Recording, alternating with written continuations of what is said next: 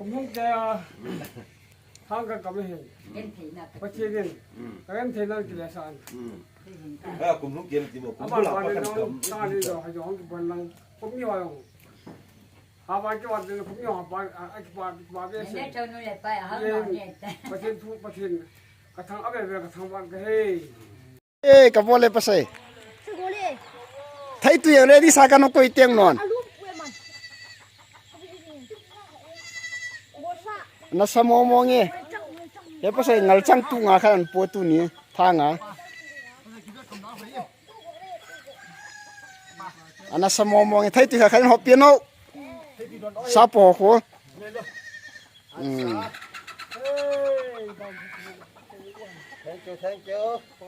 สลินมองมองตายกันนะมอทุเวเฮสัปตะกายภาษาภาษาลังเวทงออันนั้นสมองไหนไปทางกำไป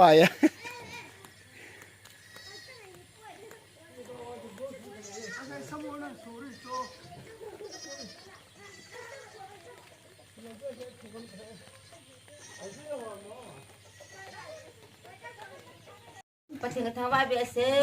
ตุงกะกันนี่เป็น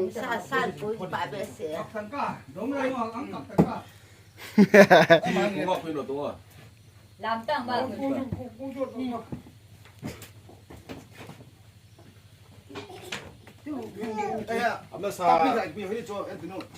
ตาปุเลี้ยงขราหอยตั้งกุยนังอีขัดตรงอ๋ก็จัดหมดมั้งเดี๋ยวเสียอันนี้น้องมันจะไม่ทั้ง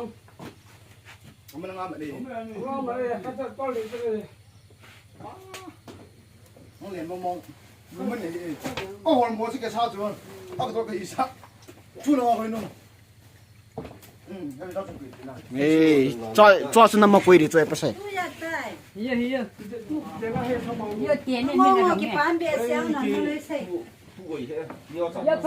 ซาก็พอเฮ็ดที่สันติดำสันติไอ้จุบัดตุนี่วานะบอลใส่เตะภาษานั่งสะโพเรียกสิไปปังก็ยังแล้วขอบอยู่เดียวปังไม่พูดขอบใจพ่อรู้แล้วอีหมดจริงมันจังไงมันจะรวยซะจังงานอะไรอ่ะพวกกินยังไงก็จุนอาจารย์ยังดูกูว่าคุณมาโง่ละว่าจะตู้งอตู้ใช่ดิให้จริงๆแล้วหายังเศร้าตายกันนะไม่ได้ใช่เชิญน้องให้ไปที่จุนดู